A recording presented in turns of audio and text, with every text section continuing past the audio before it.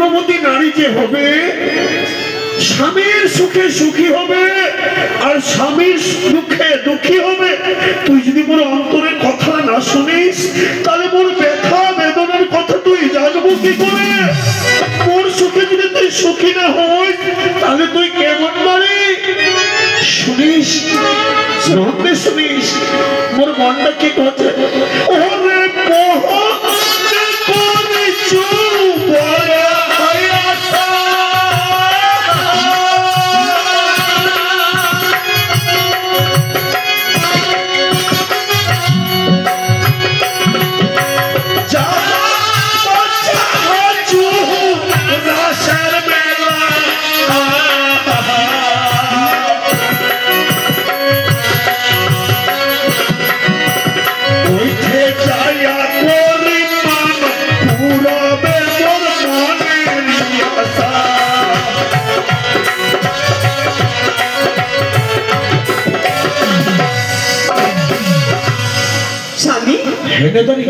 তুই রাসের মেলা যাবা চাচ্ছিস? আমি মনে করেছি বড় আশা যাবা চাচ্ছি ওই বেলকুজোতের রাসের মেলা।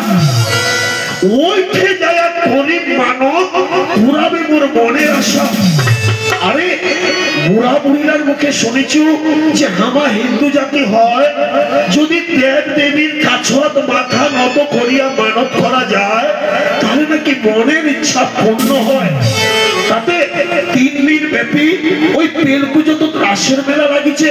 ওই ওইঠে যান 3 দিন উপাস করি আর ওইঠে যে মানত করে যদি মোর রসে ওই রাজ ঠাকুরের কৃপায় তোর গর্ভতে একটা সন্তান না হয় সন্ততি হয় তাহলে তো মানুষে মানছিল ধর্ম আটকুরা মানজা করবা পারবেনি।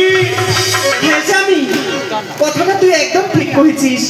ওই রাসের মেলা যায়া তুই যদি মানত করিস আর ঠাকুরের আশীর্বাদে যদি আমার একটা সন্তান হয় তাহলে এই পাড়া প্রতিবেশী কর্মচারীরা তোকার আট করে বাঁধা করবা পারবেনি। শোন রে উদারে